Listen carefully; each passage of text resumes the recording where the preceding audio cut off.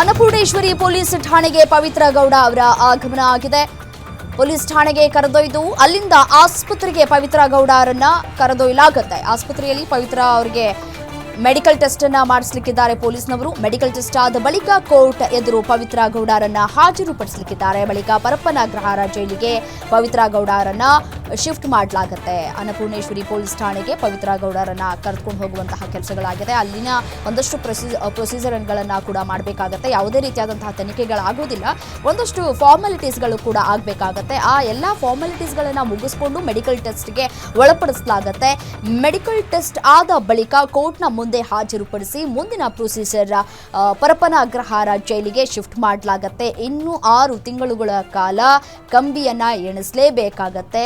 ಜೈಲಿನಲ್ಲಿ ಸಮಯಾವಕಾಶವನ್ನು ಕಳಿಬೇಕಾಗತ್ತೆ. ತಮ್ಮ ಎಲ್ಲ ಐಷಾರಾಮಿ ಜೀವನವನ್ನು ಬಿಟ್ಟು, ತಮ್ಮ ಫ್ಯಾಷನ್ ಲೋಕವನ್ನು ಬಿಟ್ಟು, ಲಿಫ್ಟಿಕ್ಕು ಮತ್ತೊಂದು ಮಗದೊಂದು ಎಲ್ಲವನ್ನೂ ಕೂಡ ತ್ಯಜಿಸಿ ಈ 6 ತಿಂಗಳ ಕಾಲ ಶಿಕ್ಷೆಯನ್ನ ಅನುಭವಿಸಬೇಕಾಗತ್ತೆ. ಯಾಕೆ ಹೇಳಿ ಈ ಜೈಲಿಗೆ ಕಳಿಸೋದು? ತಾವು ಮಾಡಿದಂತಹ ತಪ್ಪನ್ನ ಅರಿತುಕೊಳ್ಳಬೇಕು.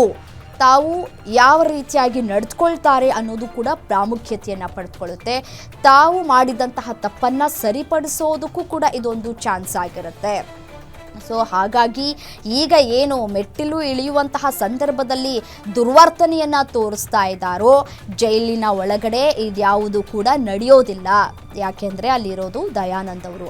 ಈ ಹಿಂದೆ ಕಮಿಷನರ್ ಆಗಿದ್ದಂತಹ ದಯಾನಂದ್ ಅವರು ಯಾವ ರೀತಿಯಾಗಿ ಅವರ ಕಾರ್ಯವೈಖರಿ ಇತ್ತು ಮತ್ತು ಎಷ್ಟು ವೇಗವಾಗಿ ತನಿಖೆಯನ್ನು ಮಾಡಿದ್ರು, ಎಷ್ಟು ವೇಗವಾಗಿ ಸಾಕ್ಷ್ಯಾಧಾರಗಳನ್ನು ಕಲೆ ಹಾಕುವಂತಹ ಕೆಲಸಗಳನ್ನು ಕೂಡ ಮಾಡಿದ್ರು. ಹಾಗಾಗಿ ಈ ಒಂದು ಕೇಸ್ ಅಷ್ಟು ಬಲ ಆಗೋದಕ್ಕೆ ಸಾಧ್ಯವಾಯಿತು ಅನ್ನುವಂತಹ ವಿಚಾರ ಗೊತ್ತಿರುವಂತಹ ವಿಚಾರ. ಸೊ ಹಾಗಾಗಿ ಕಿರಿಕ್ ರಾಣಿ ಜೈಲಿನಲ್ಲಿ ಕಿರಿಕ್ ಮಾಡುವಂತಿಲ್ಲ.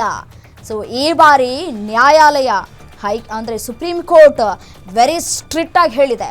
ಬೇರೆ ಖೈದಿಗಳು ಯಾವ ರೀತಿಯಾಗಿ ಇರ್ತಾರೋ ಅದೇ ರೀತಿಯಾಗಿ ಇವರು ಕೂಡ ಇರಬೇಕು ಖೈದಿಗಳು ಅಂತ ಕೂಡ ಹೇಳಿದೆ ಸುಪ್ರೀಂ ಕೋರ್ಟ್.